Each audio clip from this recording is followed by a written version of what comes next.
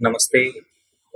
मैं आज आप सब लोगों के बीच में जो कोविड पेंडेमिक पूरी दुनिया में चल रही है, उसकी 2 वेव हम सब ने झेली है और तीसरी वेव की आहट डब्ल्यूएचओ बार-बार हमको चेतावनी दे रहा है कि हमको ध्यान रखने की आवश्यकता है। लेकिन इन 2 वेव के बाद एक बात जो निकल कर के सामने आई है, वो ये कि इसमें से अधिकतर जो लोग हैं कोविड पॉजिटिव जो होते हैं, जो या तो आरटी-पीसीआर पॉजिटिव हैं, रैपिड किट के लिए पॉजिटिव हैं या एचआरसीटी के थ्रू पॉजिटिव हैं, उनमें से 97% के करीब जो लोग हैं, उनको अस्पताल जाने की जरूरत नहीं पड़ती है।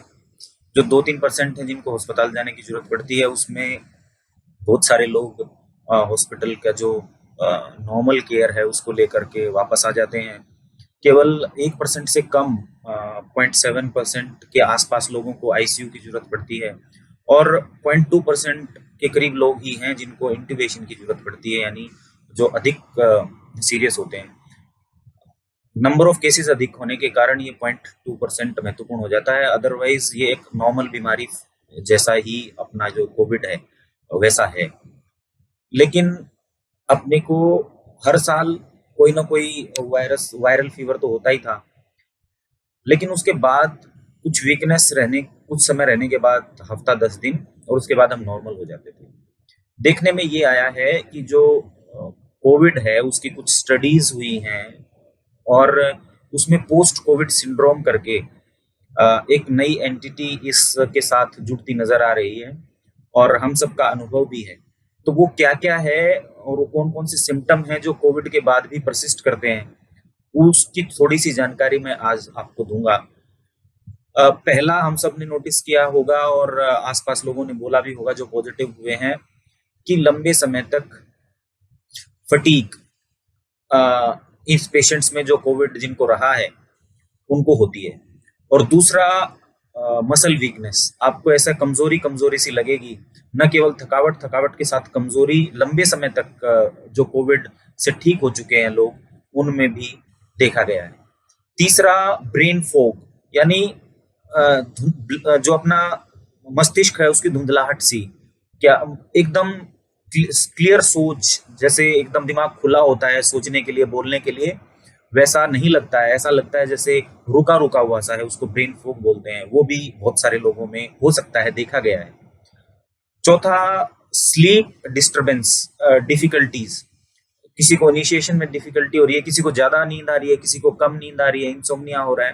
तो इस तरह की जो स्लीप डिस्टरबेंसेस हैं वो भी बहुत सारे पेशेंट्स में देखी गई हैं। कुछ पेशेंट्स में डिप्रेशन, एंजाइटी लंबे समय तक परसिस्ट कर रही है। तो ये ध्यान देने की बात है कि जो अपनी साइकेट्रिक इलनेस या साइकोलॉजिकल प्रॉब्लम्स हैं वो भी थोड़ी थोड़ी सी कुछ पेशेंट्स में पोस्ट कोविड देखने में हम सबके सामने आ रही हैं। कुछ पेशेंट्स जो भर्ती हुए थे उनके अंदर शॉर्टनेस ऑफ ब्रेथ, यानी सांस लेने में खिंचावट या ऐसा थोड़ा सा हैवीपन लगना, भारीपन लगना, वो भी कुछ लोगों में देखा गया है। ये भी एक जो पोस्ट कोविड सिंड्रोम है उसका पार्ट हो सकता है।